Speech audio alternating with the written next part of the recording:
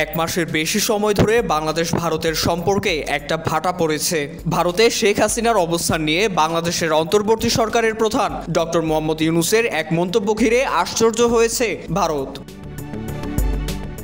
এর আগে ভারতীয় সংবাদ সংস্থা পিটিআইকে দেয়া এক সাক্ষাৎকারে ডক্টর ইউনূস বলেন, ভারতের কাছে আমাদের আবেদন দিল্লিতে অবস্থান করা, শেখ হাসিনার রাজনৈতিক বিবৃতি দেয়া বন্ধ করা। শেখ হাসিনাকে দেশে ফিরিয়ে আনা পর্যন্ত ভারত যদি তাকে রাখতে চায় তাহলে তার চুপ থাকা উচিত। অধ্যাপক ইউনূসের এই বক্তব্যের জবাবে ভারতের পররাষ্ট্র মন্ত্রণালয় এখনও আনুষ্ঠানিকভাবে মন্তব্য করেনি, তবে দেশটির কর্মকর্তারা বিচলিত বলে জানা গেছে। এ বিষয়ে ভারতের এক সরকারি কর্মকর্তা গণমাধ্যমকে জানান, বাংলাদেশের পরিস্থিতির উপর ভারত নজর রাখছে এবং পরিস্থিতি উন্নয়নের জন্য অপেক্ষা করছে।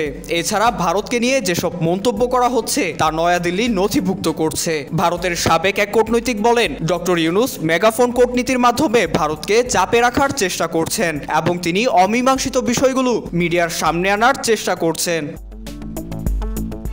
মূলত যদি কোনো দেশ বা পক্ষের মধ্যে আলোচনা, প্রেস রিলিজ এবং বক্তব্য ঘোষণার মাধ্যমে অনুষ্ঠিত হয় তবে সেটিকে মেগাফোন কূটনীতি বলে, যার লক্ষ্য অন্য একটি পক্ষকে একটি পছন্দসই অবস্থান গ্রহণের জন্য বাধ্য করা।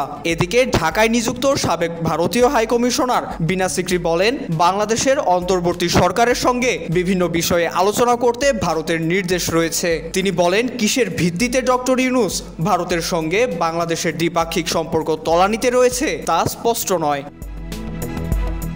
তবে বাংলাদেশের পররাষ্ট্র মন্ত্রণালয় এই সমালোচনা প্রত্যাখ্যান করেছে। এদিকে ভারতকে বাংলাদেশ ইস্যুতে চুপ থাকতে বলেছেন মার্কিন পররাষ্ট্র দপ্তরের দক্ষিণ ও মধ্য এশিয়া বিষয়ক অ্যাসিস্ট্যান্ট সেক্রেটারি ডোনাল্ড লু। ধারণা করা হচ্ছে পশ্চিমা কূটনৈতিক সম্পর্কের কারণে ডক্টর ইউনূস ভারতের উপর চাপ সৃষ্টি করছেন।